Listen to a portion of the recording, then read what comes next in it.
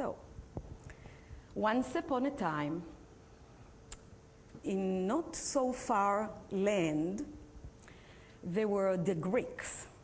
The Greeks love extremes. They love masculinity to extremes. You know from the Greek statues? They love femininity to extreme. They love beauty. They love war, and they love to win a war. This is a story about how the Greek obsessed about a small nation of women. We don't know why. Why would the empire of such heroes and strong people, phenomenal artists, phenomenal warrior, will be threatened by a bunch of women? Well, I still don't know the answer for that, but I will speculate. The story goes that the Amazons lived peacefully as an independent nation of women on the shore of the Black Sea. What today you would call, used to be called Anatolia, and today is Turkey. We've been there. The Amazons were women. Let me describe to you how they looked. Well, I know I got your attention right now, but they look nothing like I do. They were very tall, very blonde, real blonde, very fit. Physically, they were warriors. And the Amazons were all about survival and war and beauty. They were illiterate, and that's the advantage that the Greek had because they wrote everything down. So the story goes like that. One day, the Amazon nation was attacked by the Greek warriors. I will give you a hint who was at the head of the command, so you will know how much chance the poor Amazon had. The chief warrior was Hercules. Duh, I mean, what chance the poor Amazons have if the commander is Hercules?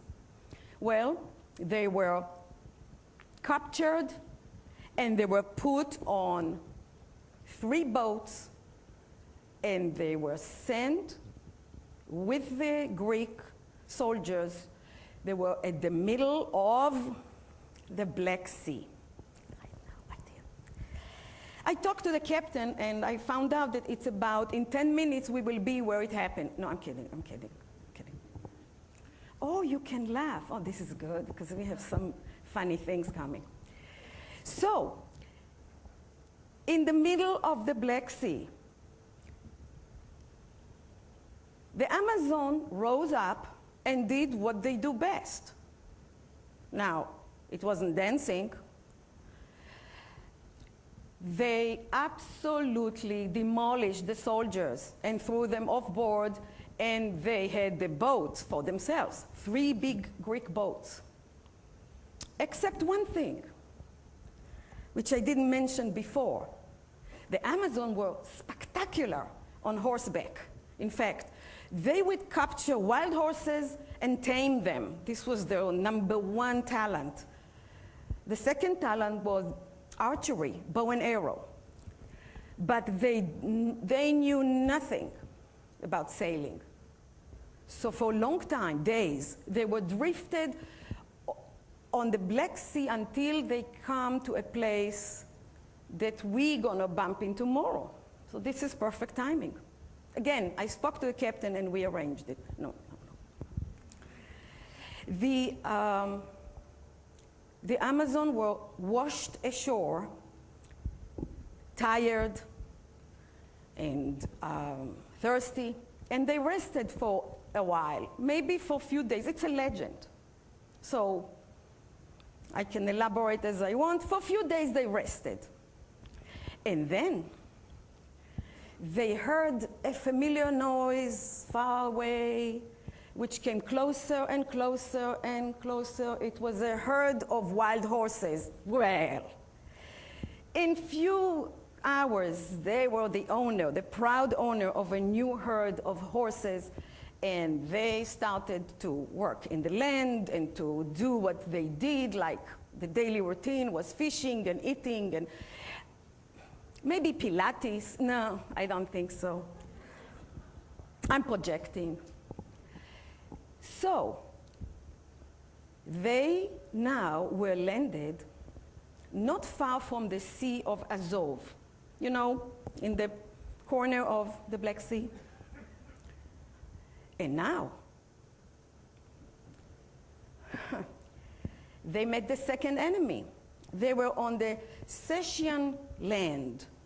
Now, the Scythian men were famous, legendarily, for being cruel, for having very strange burial rituals, and merciless people. Just like, you know, they found their match. The Scythians started the big war with the Amazons that did not last. It didn't last so long as with the Greek. It was a short war when few Amazons got slaughtered. The Scythian men took those beauties with them and examined the corpse. By the way, I'm quoting from the resources by Herodotus. As they examined the corpse, their headdressing, the hat, fell off, and the Scythians were shocked.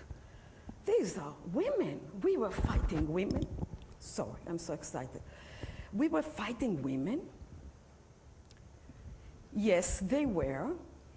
And they look at them a while longer, and they look at them, and they're started a conversation that I understand their conversation, but it's the modesty of the place deserved that I will not repeat that conversation. They decided not to make war anymore to these women, with these women, but to make love. They said to each other something like, but in not such a clean language, that if these women are so strong, we should have them for wives. And can you imagine the offsprings that we will have? We will have a race of warriors that nobody can win against. This was the plan. They were very strategic.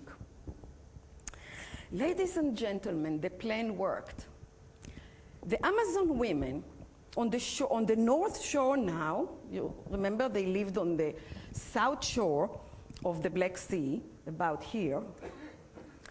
In Pontus, they, as the legend goes, they had cities with women. And they were independent, governed by their queen, and they worshiped their goddesses. And now, after fighting in the middle where we are at right now, they are now in the north of, oh, my favorite. This satellite picture was taken just 5 days ago. And some of these cities that you saw before maybe are still standing, or at least the ruins are still standing.